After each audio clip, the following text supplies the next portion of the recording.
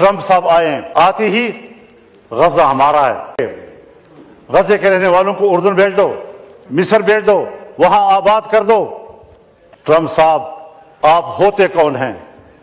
کسی آزاد قوم کے بارے میں، اس کی سرزمین پر قبضہ کرنے اور ایک آزاد قوم کو دوسرے ملکوں میں مہاجر بنانے کا آپ ہوتے کون ہیں مداخلت کرنے والے؟ آپ کا کٹھ پتلی 15 مہینے فلسطینیوں کا قتل عام کر کے انسانی جرم کا مرتکب ہوا ہے۔ اگر صرف 2-3 شہروں میں فوجی کارروائی کے نتیجے میں قتل ہونے والوں کے پاداش میں صدام حسین کو لٹکایا جا سکتا ہے تو اس پاداش میں جہاں نیتن یاہو کو سر عام پھانسی ملنی چاہیے تھی، آج امریکہ فلسطینیوں کے خون پر ان کو سپورٹ کر رہا ہے۔ بنیادی بات یہ ہے کہ جنگ عظیم اول کے بعد جب دنیا میں یہودی دربدر ہو گئے اور جرمنوں کے ہاتھوں پٹ گئے تو اس زمانے میں لیگ آف نیشنز، اقوام متحدہ قرارداد پاس کی کہ ان دربدر شدہ یہودیوں کو جگہ دینا، ان کو اثر نو بسانا، یہ بین الاقوامی ذمہ داری ہے۔ بین الاقوامی ذمہ داری قرار دے کر صرف فلسطین کی سرزمین کو اس کے لیے کیوں خاص کیا گیا؟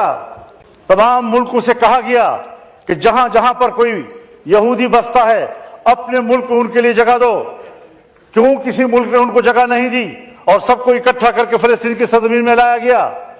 قرارداد میں کہا گیا ہے کہ کسی شہری کو، کسی یہودی کو جبرن کہیں آباد نہیں کیا جائے گا۔ قرارداد میں کہا گیا ہے کہ کسی سرزمین پر سرزمین والوں سے پوچھے بغیر جبرن ان کو آباد نہیں کیا جا سکتا۔ یہودیوں کو بھی جبرن لا کر آباد کیا گیا، فلسطینیوں سے بھی جبرن زمین لی گئی اور وہاں ان کو آباد کیا گیا۔ قرارداد میں کہا گیا ہے کہ فلسطین اوور پاپولیٹڈ ایریا ہے، یہاں مزید کسی کو آباد کرنے کی گنجائش نہیں ہے۔ اس کے باوجود اوور پاپولیٹڈ ایریا پر ان کو آباد کیا گیا۔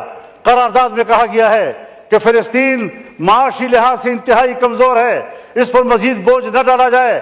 اس معاشی لحاظ سے کمزور ترین ملک پر اتنے بڑے یہودی آبادی کا بوجھ لا دیا گیا، اور آج تک یہ صرف بوجھ ہی نہیں بلکہ ان کی پیٹھ میں گھونپا ہوا چھرا ہے، خنجر ہے، جو آج بھی ہمارے جسم کو چھو رہا ہے اور ہمارے جسم سے لہو بہہ رہا ہے۔